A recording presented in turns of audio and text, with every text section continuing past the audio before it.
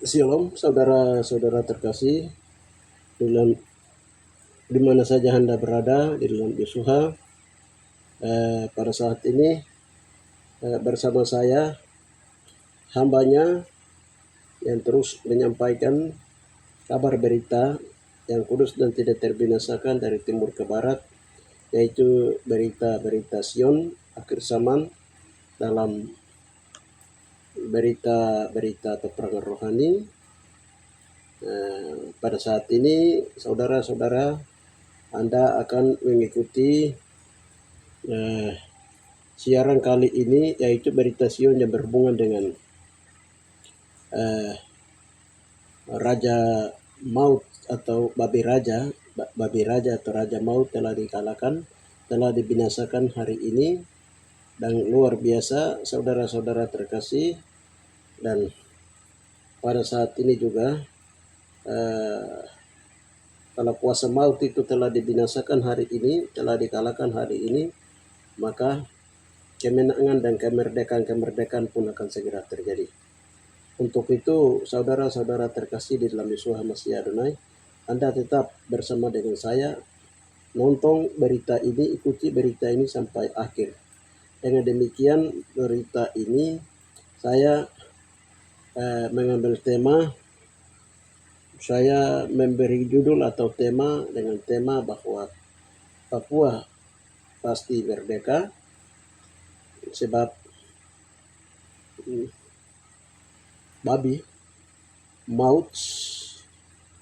Raja Babi Maut telah dibinasakan di Dogiai, di Kabupaten Dogiai, Mepago, Papua Tengah.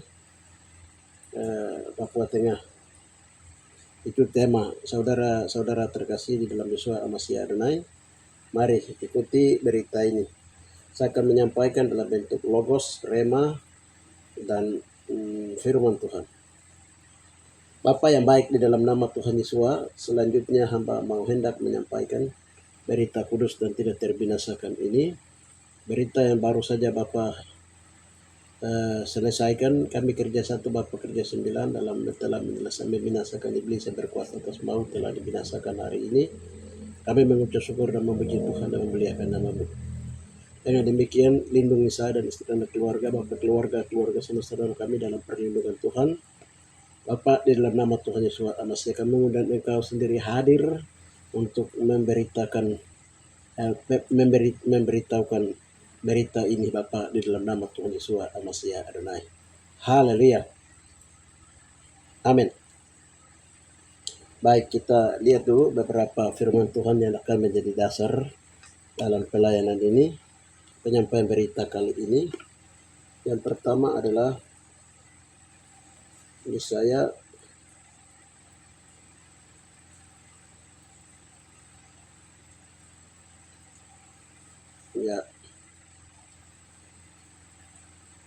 Yesaya 65 ayat 4. Yang duduk di kuburan-kuburan dan bermalam di dalam goa-goa, yang memakan daging babi dan kuah daging najis ada di dalam kuali mereka. Itu Yesaya 65 ayat 4. Selanjutnya saya baca lagi di Ibrani 9 ayatnya yang ke 11 dan 12. Amasya adalah perantara dari perjanjian yang baru, tetapi Amasya telah datang sebagai imam besar untuk hal-hal yang baik yang akan datang. Ia telah melintasi kemah yang lebih besar, dan ia lebih sempurna dan bukan dibuat oleh tangan manusia, artinya yang tidak termasuk ciptaan ini. Dan ia telah masuk ke satu kali untuk selama-lamanya dalam tempat yang kudus, bukan dengan membawa darah domba jantan atau darah lembu, tetapi dengan membawa darahnya sendiri. Dengan itu ia telah mendapat kelepasan yang kekal. Haleluya. Itu selanjutnya kita baca lagi di 1 Korintus 5 ayat yang ke 26. Haleluya. Musuh terakhir yang dibinasakan ialah maut, sebab segala sesuatu telah ditaklukkannya di bawah kakinya. Jadi musuh terakhir yang dibinasakannya ialah maut. 25, karena ia harus memegang pemerintahan sebagai raja sampai Yahweh meletakkan semua musuhnya di bawah kakinya. Jadi musuh yang terakhir yang ia binasakan ialah maut. Ya, kita lihat berikutnya di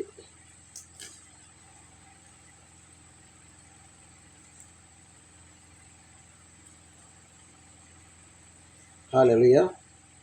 Matius 7 ayatnya yang ke dua macam jalan yang benar.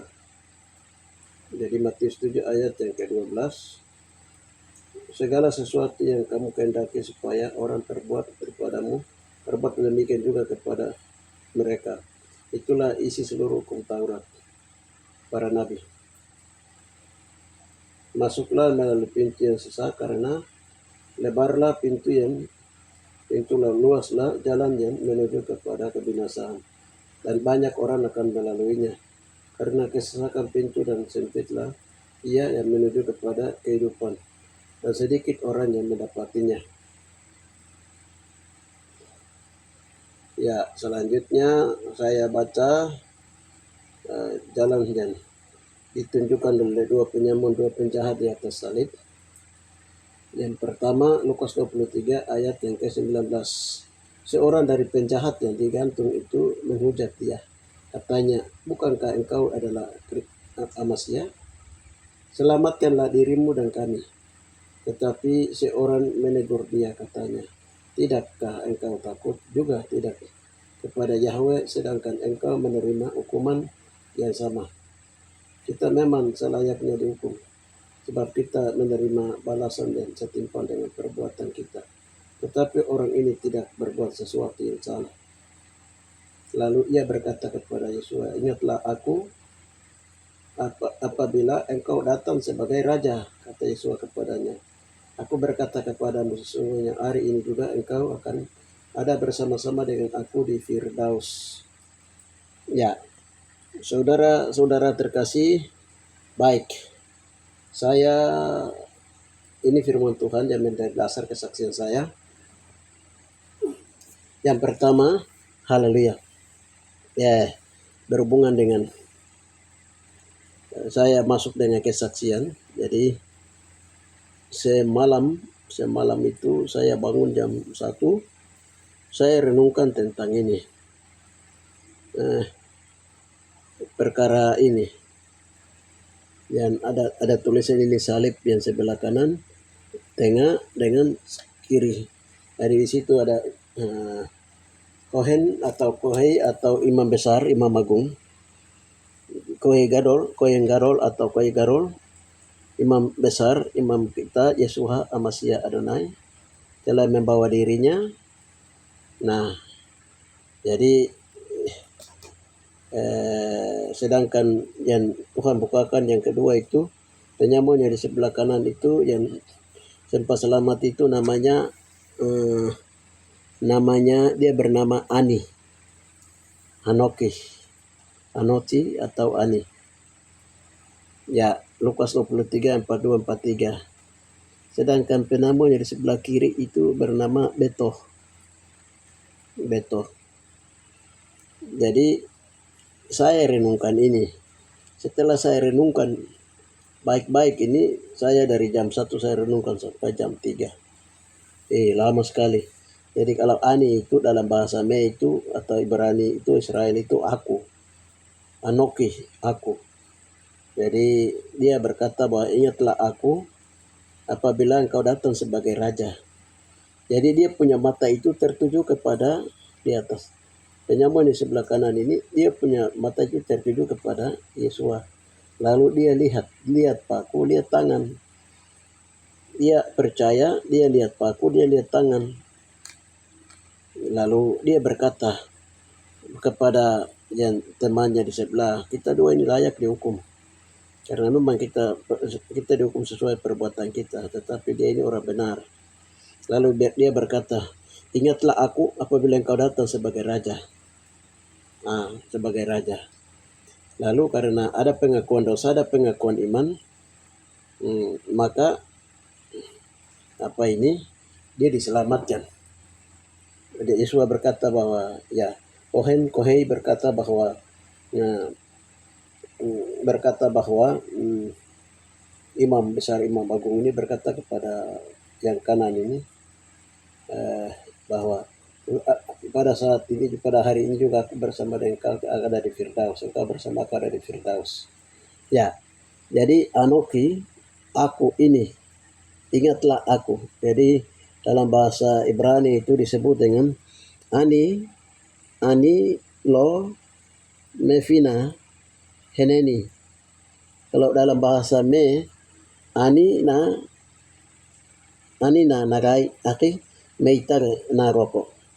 Jadi ingat aku sejak ketika engkau datang sebagai raja. Haleluya. Jadi sementara itu yang di sebelah kanan ini, kiri ini Beto. Ini Beto. Ini tulisan ini Beto, bernama Beto dia di sebelah kanan. Beto itu kalau kita itu dalam bahasa itu disebut itu orang itu dia tidak mau dengar firman Tuhan, dia tidak mau dengar tidak percaya Yesua, dia tidak mau percaya imam besar ini, imam agung kita Yesua HaMashiach Adonai atau Kohen. Dia juga tidak percaya, tidak mau segala sesuatu yang disampaikan, dia tidak mau. Jadi dia tidak mau, baru dia pilih jalan yang lebar. Jadi yang sebelah ini dia pilih jalan sempit. Haleluya. Tetap dia mengakui Yesua walaupun apapun. Itu yang kanan. Sedangkan yang kiri ini dia memilih pintu lebar, jalan sempit, jalan sesat. Harus dia percaya Yesua seperti Yesua jalan. Nah, sementara itu penyamun yang di sebelah kiri ini, dia bilang, selamatkanlah dirimu dan kami kalau engkau raja. Nah, ini kan dia sudah bahasa macam menantang dan tidak mau percaya Yesua walaupun di atas kayu salib sekalipun, walaupun sebentar lagi akan mati. Beto ini sudah disalibkan. Jadi ini Beto ini dia ikut jalan lebar. Kalau jalan lebar, jalan sempit. Kalau jalan lebar itu kita di dalam bahasa kebiasaan itu, kalau kita lihat babi itu biasanya disebut jalan lebar atau jalan yang menuju kepada maut, kematian. Itu saya renungkan itu dari jam 1 sampai jam 3. Jadi ternyata di dalam ini, jadi saya setelah itu sekitar jam 3:30 itu ada teman hamba Tuhan, dia berdoa. Dia telepon saya, baru kami berdoa. Tapi waktu kami berdoa itu Tuhan bilang begini sama hamba Tuhan ini. Jadi seperti penamun yang di sebelah kiri, dia punya mata tertuju kepada Yesus. Lalu firman yang dia ucapkan itu dia dengar. Firman yang diucapkan oleh Kohen kepada penamun di sebelah kiri itu dia dengar dan dia percaya. Jadi seperti itu diberitahukan bahwa kami belajar untuk bagaimana percaya kepada Bapa dan Yesua, firman Tuhan akan keluar dari sana. Jadi itu namanya percaya kepada iman kepada firman, beriman kepada firman. Kalau firman dia sudah keluar, dia akan terjadi seperti itu. Jadi harus tak percaya. Haleluya. Kami diajar seperti itu. Setelah itu kami berdoa sampai jam 5 baru tidur lagi. Berdoa sampai jam 5 baru tidur. Setelah lagi tidur saya dibawa mimpi. Itu ada seorang hamba Tuhan yang memang sudah lama dia meninggal. Dia sudah mati hamba Tuhan ini. Lalu hamba Tuhan ini yang sudah mati ini kok dia datang seperti angin puter beliung, dia datang kepada saya. Saya lihat begini, ada apa lagi nih? Tapi karena mengantuk berat sama masih tidur. Begini saya mimpi, kok bukan berikutnya saya mimpi lagi orang itu ditambah lagi dengan orang yang mati sebelah lagi, yang mati lagi, orang yang sudah lama mati lagi, dong datang baru dong mau kejar saya. Nah, langsung saya bilang, kamu tambah satu sudah banyak ini, kamu berorang, tapi kamu orang itu orang mati semua. Kenapa begini dong lari begini? Saya bilang begini, Bapak di surga Ibrani 1 ayat 7. Tuhan membuat malaikat-malaikat menjadi angin petir beliung dan pelan-pelan nyala api Tuhan dan angin petir beliung terbangkan mereka. Ya, jadi saya dalam mimpi saya sudah berdoa begitu. Saudara-saudara terkasih, haleluya. Langsung mereka macam hilang. Jadi setelah itu pagi jam 6:30, haleluya, kami mulai berdoa. Teman-teman kami mulai berdoa, tanya Tuhan, apa arti daripada saya ada mimpi itu? Begini, berdoa begini. Bapak Yesus memperlihatkan itu, dalam penglihatan itu seorang hamba Tuhan dia melihat bahwa itu orang-orang mati itu mereka ada keluar dari kuburan di Tetode. Kuburan Tetode itu di Monemani sana di Dogiai. Di Dogiai itu ada Monemani, di atas ada gunung Tetode. Di situ pekuburan. Jadi keluar dari situ. Terus kami berdoa lagi, begini di penglihatan itu begini. Di situ ada orang tua orang Jawa. Rambut sudah putih, kumis putih. Jadi dia sedang berbicara dengan arwah di situ, orang mati di situ, dia sedang panggil semua arwah orang mati. Kami berdoa lagi, tanya begini, itu dibilang itu dia ada panggil seluruh orang Jawa yang kuburan orang Jawa yang mati itu, semua dia ada panggil. Mati di Papua itu semua dia ada panggil. Terus orang Papua yang sudah mati itu juga dia sedang panggil semua. Dia sedang panggil. Baru kami berdoa tanya Tuhan, itu dia pakai apa sampai bisa begitu? Begini, Tuhan perlihatkan itu tadi yang arwah-arwah orang mati dia panggil itu, dong muka itu seperti muka manusia, muka babi. Terus telapak kaki itu panjang-panjang, tinggi-tinggi sekali. Baru kami berdoa tanya Tuhan, ini kok arwah orang mati tapi dong muka itu seperti babi, seperti muka babi. Kami berdoa begini, Tuhan perlihatkan di bawah gunung Tetode itu ada satu babi besar, babi raja. Kami berdoa tanya, itu babi apa? Baru Tuhan bilang begini, itu babi yang itu namanya Ibauta atau jalan lebar. Ibauta atau jalan lebar yang pernah diikuti oleh ini pengamun di sebelah kanan yang disebut Beto itu. Dia tidak mau percaya Yesus, tidak mau percaya firman Tuhan, tidak mau keselamatan. Jadi dia ini yang ikut jalan itu, ikut jalan lebar ini.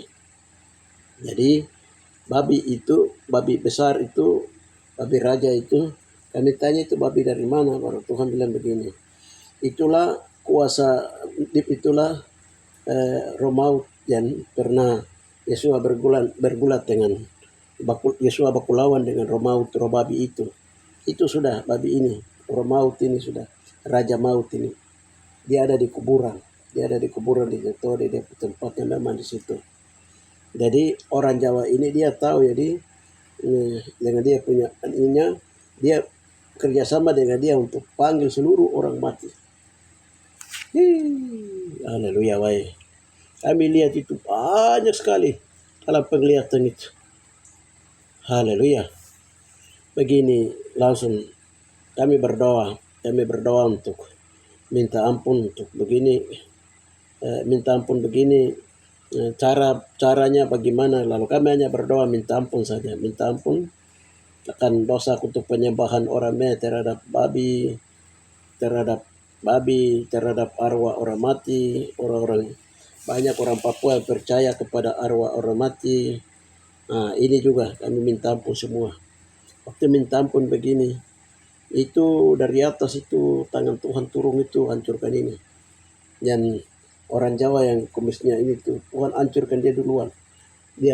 Tuhan kasih terbang dia. Tuhan kasih terbang dia baru kasih banting dia kiri kanan baru dibuang ke dalam api neraka. Lalu babi itu diambil naik baru dibinasakan. Dibinasakan api Tuhan turun itu mulai binasakan dia. Baru 1 Korintus 12, 1 Korintus 15, 26 itu keluar. Bahwa musuh terakan Yesus kalah maut, sangat maut di mana sengatmu.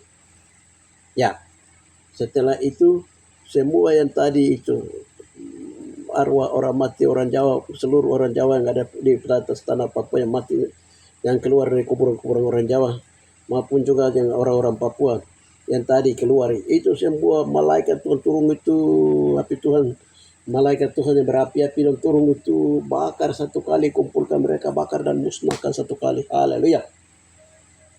Lalu mereka punya pusat ilmu seperti itu dia ada di Jawa Timur. Di Jawa Timur juga tadi tempat markas itu semadi atau penyembahan kepada kuburan itu juga dibakar, musnahkan di sana. Api Tuhan langsung itu dibakar, dimusnahkan. Saudara-saudara terkasih di dalam Yesus Masya Adonai. Nah, setelah itu dibersihkan, baru jadi biasanya ternyata setelah kami ikuti petunjuk itu, kami ikuti apa yang pimpinan Roh Kudus nyatakan itu, ternyata macam terjadi perang, permusuhan antara orang Mei dengan orang pendatang, orang Dani dan orang pendatang, orang Papua dengan orang pendatang itu. Ternyata orang-orang oknum orang pendatang ini kan mereka masuk duluan untuk cari gara-gara orang Papua. Nah, ternyata ditunjukkannya seperti itu. Jadi mereka bagaimana dengan cara kekuatan gaib dan lain-lain. Tapi kami terlalu yakin dan percaya bahwa di Papua ini Yesus telah mati di atas kayu salib, itu dia terjadi di atas Papua. Jadi seluruh dunia punya ilmu bisa main kiri kanan, tetapi untuk Papua itu karena Tuhan Yesus itu sebagai imam besar, imam agung, ya Adonai itu mati di atas di Papua ini, darahnya tercurah sehingga kekuatan apapun tidak akan dapat bertahan melawan kekuatan Yesus. Nah, itu makanya dalam Markus 16:8c Yesus berkata, berita yang kudus dan tidak terbinasakan dia akan datang dari timur ke barat, yaitu berita tentang keselamatan yang kekal di dalam Kohen, yaitu imam besar, imam agung Kohen Gadol, Yesus Hamasya Adonai. Ya, itu. Jadi saya harap pada saat ini juga dengan demikian, ya manusia itu kan diberi kebebasan untuk mau bebas merdeka dari segala ikatan. Nah, mau ikut Yesus atau mau ikut ini seperti penamun di sebelah kanan atau mau seperti penamun di sebelah kiri. Nah, kiri ini kan dia hanya ikut jalan lebar, ikuti kesenangan dunia, ikuti ini, melakukan dosa, tidak percaya Yesus dan seterusnya. Seterusnya. Jadi Tuhan memberikan kebebasan kepada manusia. Nah, itu satu. Yang kedua itu adalah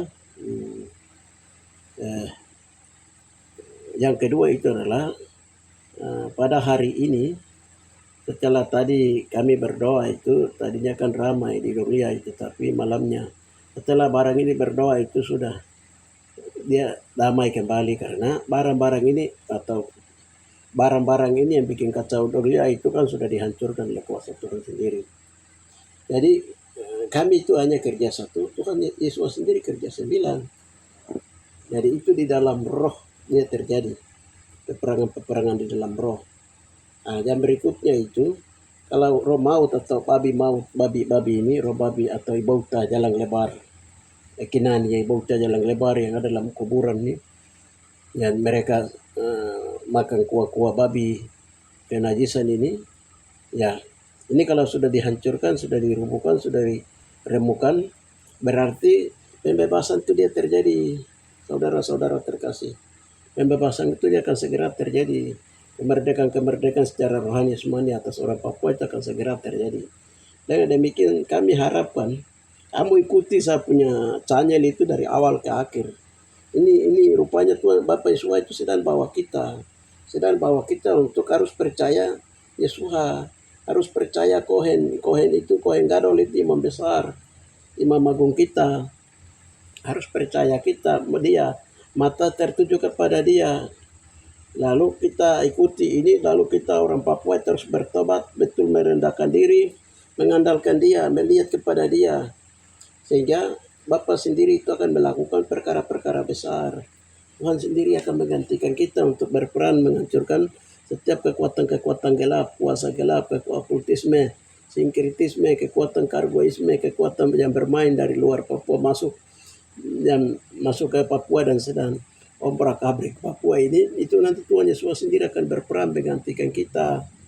Sehingga saya harap itu orang-orang Papua, anak-anak Papua ini sekarang itu jangan sana sini ini atau duduk berdoa bagaimana berperan lawan setan.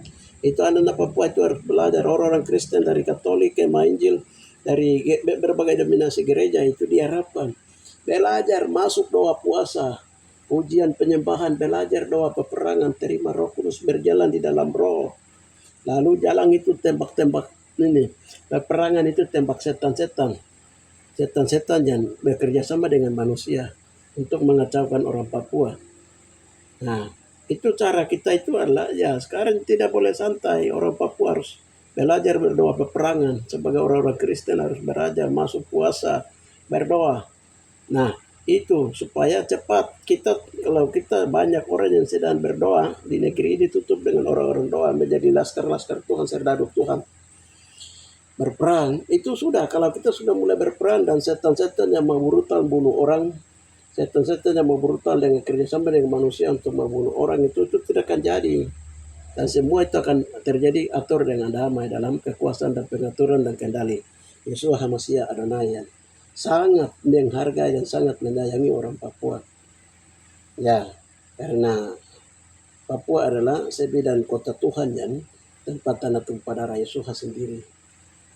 Oleh karena itu, mari saya imbau supaya berdasarkan dengan adanya kesaksian ini, ya kita juga harus percaya, yakin, lalu kita juga masuk praktek berdoa puasa, berdoa peperangan. Gereja-gereja sudah mulai harus ajar doa peperangan. Jangan berteriak-teriak dengan, boleh oke-oke saja berteriak-teriak, tetapi kita juga orasi di hadapan Tuhan. Berdoa di hadapan Tuhan. Kita juga orasi, demonstrasi di hadapan Tuhan. Haleluya. Banyak orang kalau sudah mulai demonstrasi, doa peperangan jalan. Dan juga banyak dari kalangan-kalangan kita sendiri, kalau orang tua sudah serahkan anak-anak itu masuk dalam doa puasa, pujian penyembahan, doa peperangan. Haleluya di atas Papua untuk pembebasan pribadi, keluarga, kaum, marga, bahkan keselamatan yang akan terjadi karena yang kekal memiliki sifat sikap seperti penyamun yang di sebelah kanan yang namanya Ani. Ya, itu. Saudara-saudara terkasih, itu saja yang bisa saya sampaikan. Dengan demikian kita sangat mengucap syukur kepada Tuhan. Tuhan itu baik. Yesus itu baik, dia menyayangi dan kamu orang Papua.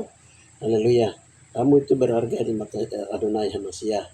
Oleh karena itu, merendahkan diri, berdoa selalu kepada Yesus sebagai Kohen Gadol, imam besar, imam kita di surga, yang selalu mendengarkan doa kita, yang selalu menampung doa kita. Kita berdoa, Tuhan berperan menggantikan kita. Haleluya. Itu saja yang disampaikan. Salam saudara-saudara terkasih. Haleluya. Bapak yang mulia, di dalam nama Tuhan Yesus HaMashiach Adonai kami telah menyampaikan kabar berita ini. Dengan demikian Bapak, dalam nama Bapa Patakarabasko Prades, kami minta Bapak di dalam nama Tuhan Yesus HaMashiach Adonai, dengan mendengar setiap kesaksian-kesaksian dan apa yang Bapak sudah buat, perbuatan-perbuatan ajaib yang telah membinasakan musuh-musuh kerajaan Yahweh, musuh-musuh kerajaan YHWH, musuh-musuh kerajaan pemerintahan kerajaan Tebak Masia. Haleluya. Maka Bapa dalam nama Tuhan Yesus Masia Adonai, Bapa mereka akan menjadi gentar dan takut Bapa dan minggat Tuhan dari negeri ini Bapa dan segera karena Bapa kekuatan Tuhan sedang turun. Apalagi kalau hari ini musuh terakhir sudah dikalahkan atau Raja Babi. Kalau sudah dimusnahkan Bapa tak kami percaya, kami yakin bahwa pintu-pintu kerajaan surga terbuka Bapa banyak akan terjadi pertobatan, pembebasan dan kemerdekaan secara rohani dan jasmani. Dalam nama Bapa tak para bangsa-bangsa akan takut dan gemetar menghadapi orang Papua karena Tuhan ada di kepala barisan. Oh, terima kasih Bapak di dalam nama Tuhan Yesus Masia Adonai. Kami berdoa. Haleluya. Amin.